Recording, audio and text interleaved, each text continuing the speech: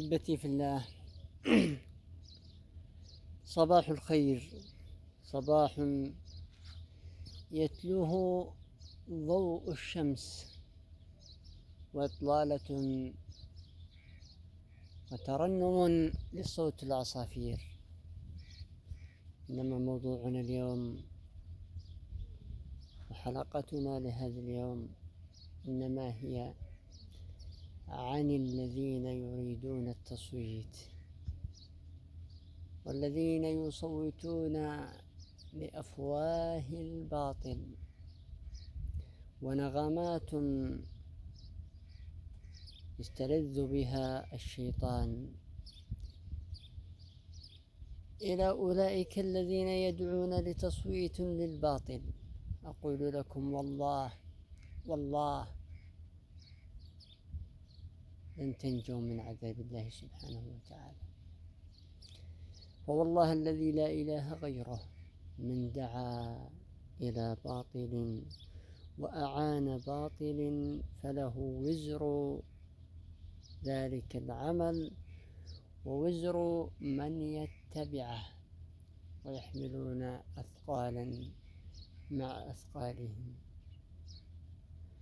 وقال الذين كفروا للذين آمنوا اتبعوا سبيلنا ولنحمل خطاياكم وما هم بحاملين من خطاياهم من شيء إنهم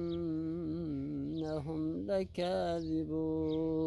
هذا قول الله سبحانه وتعالى. قول الله سبحانه وتعالى: ولا يحملن أثقالا مع أثقالهم ولا يسألن يوم القيامة عما كانوا يفترون. نعم أحبتي في الله، لا تكونون من أولئك الأصناف الذين يدعون لتصويت للغناء ويهربون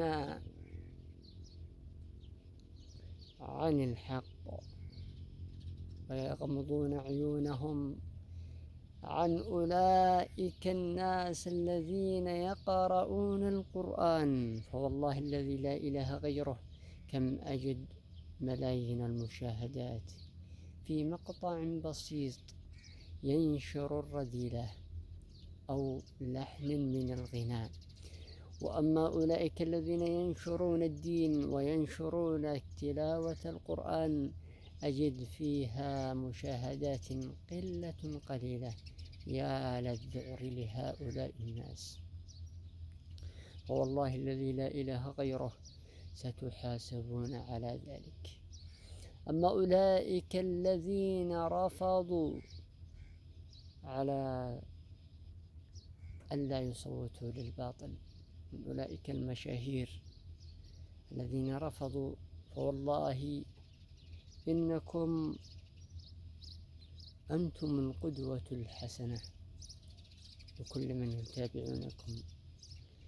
فإذا صوتتم للباطل كم ستغون من شباب وكم سيتبعكم من متابعيكم ويقعون في الأخطاء حتى تشجعوا أهل الباطل وأهل الغناء حتى يصير ذلك الشاب الذي يبلغ السن 10 من السنوات يحب ذلك الغناء.